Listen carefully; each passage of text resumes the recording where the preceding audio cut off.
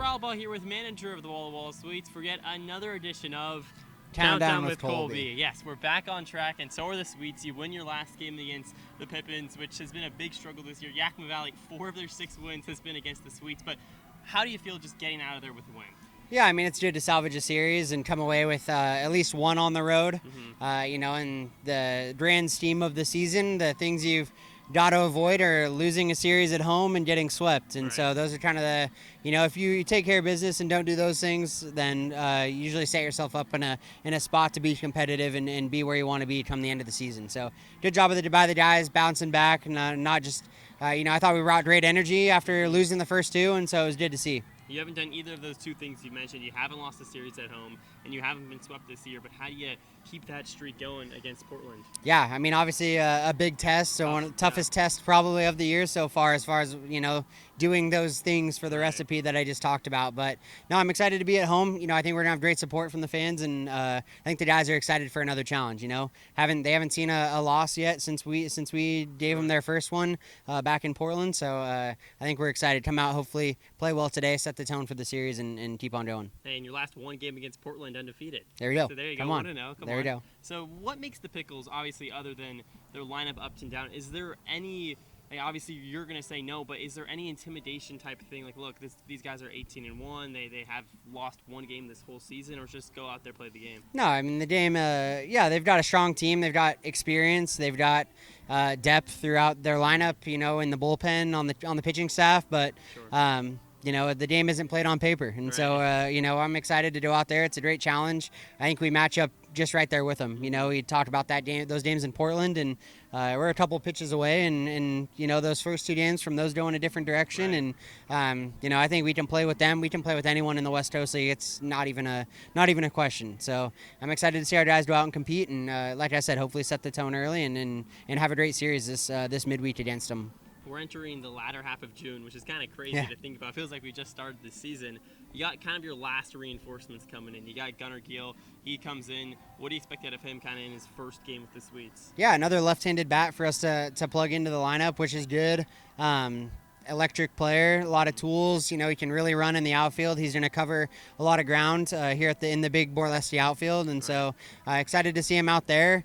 Excited to see him hit. He's a guy that just got done traveling back home from Omaha and being, playing on the biggest stage in college baseball. And so I don't think there's going to be a moment too big for him. Yeah, there might be some getting settled in, right, to consistent at-bats and playing time. He had some decent run at Arizona, but seeing consistent live pitching, I think, is going to be kind of the battle to get settled into. And so I'm excited for him. He's running a few balls out in BP out of the yard here at Borlesti, which as a left-handed hitter is tough to do. So I think he's going to bring a good spark here at the end of June, and we're excited to have him.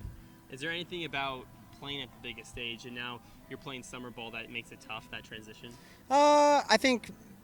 I mean, you'd have to ask him. That'd be a good question to ask him, and I don't see there being too much of a challenge. I think it maybe is the wear and tear and the playing and kind of the grind of when we go on the road and trying to find your meals and where they're going to come from. And I'm guessing in Omaha they take care of you a little bit. So and you're here at the Sweets too. Yeah, that's right. We do for sure as well. But icy pops in the come on, they can't beat that. Yeah. But there's some aspects of also the professionalism and the ownership and doing what you need to do to prepare. And so I think that'll be a learning curve for him. But also I'm not too worried about his ability to do that.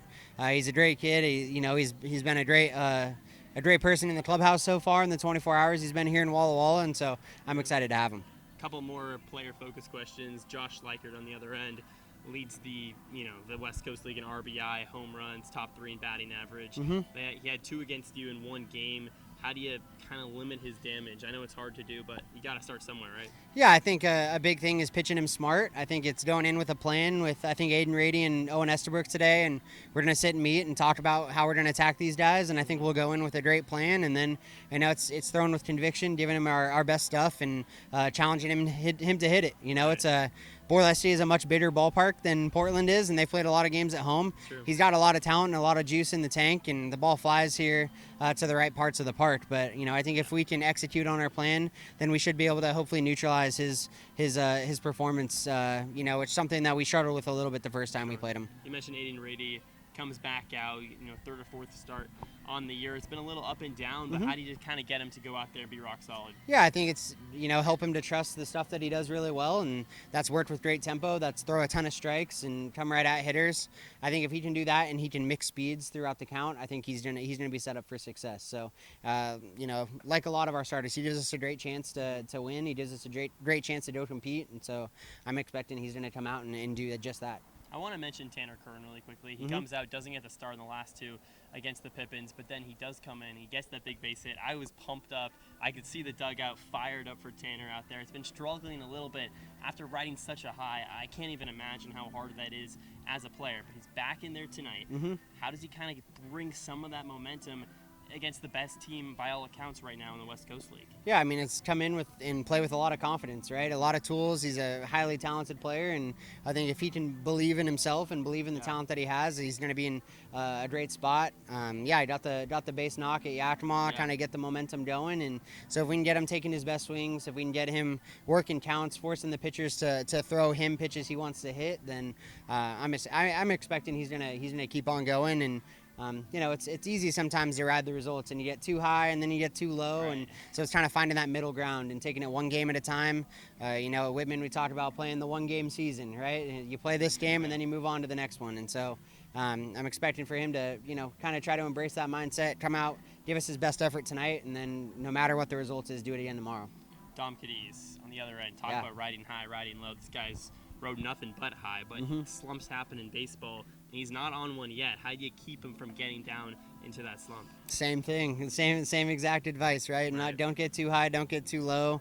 Take it one game at a time. If you're low or high, it's the same thing. Yep. If you're putting in the work, and you can know that by the when we go home at the end of the night, you put in your best effort to get better today, and hit the ball hard, to work good, hit pitches that you want to hit, and go in there with a good approach, then.